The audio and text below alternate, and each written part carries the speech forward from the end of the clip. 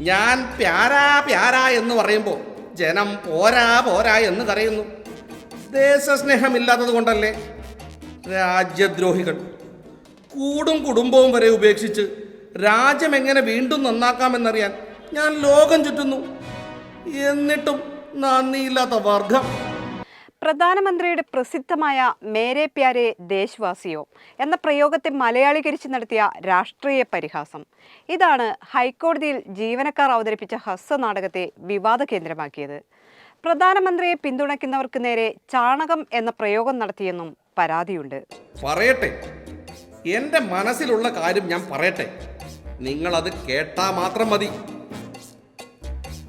കുട്ടികൾക്ക് വിദ്യാഭ്യാസം, കുടിവെള്ളത്തിന് ജലധാരാ മിഷൻ, കടവിരിക്കാൻ കക്കൂസ്, എല്ലാത്തിനും ഞാൻ വാറണ്ടി കൊടുക്കുന്നില്ലേ?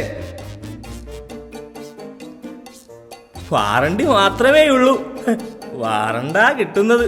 നാടകത്തിനെതിരെ പരാതി കൊടുത്തത് സംഘപരിവാർ അനുഭാവമുള്ള അഭിഭാഷക പരിഷത്താണ്.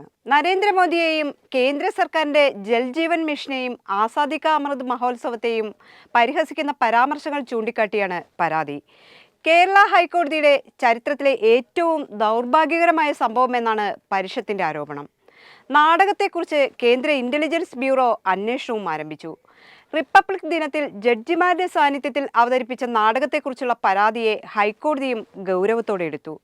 അസിസ്റ്റന്റ് രജിസ്ട്രാറെയും കോർട്ട് കീപ്പറെയും സസ്പെൻഡ് ചെയ്തു. വിജിലൻസ് രജിസ്ട്രാർ ആഭ്യന്തര അന്വേഷണം തുടങ്ങി.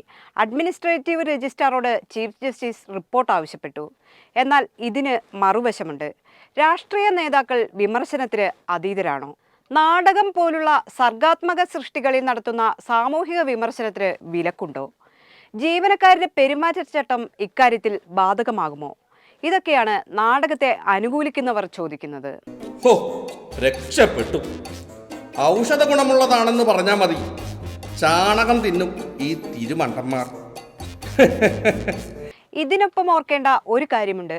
പുതുവർഷാഘോഷങ്ങളുടെ ഭാഗമായി ഫോർട്ട് കൊച്ചിയിൽ അവതരിപ്പിക്കാനിരുന്ന നാടകം വിലക്കി. കാപ്പിരിക്കൊട്ടകയുടെ നാടകത്തിന്റെ പേര് ഗവർണറും തൊപ്പിയും എന്നായിരുന്നു. വിലക്കി ഉത്തരവിറക്കിയത് സബ് കളക്ടർ മീര KS ആണ്. പരാതി കൊടുത്തത് BJP മട്ടാഞ്ചേരി മണ്ഡലം കമ്മിറ്റിയാണ്. ഒടുവിൽ ഗവർണറും തൊപ്പിയും എന്ന നാടകം ഫോർട്ട് കൊച്ചിയുടെ അരങ്ങിലെത്തിയില്ല.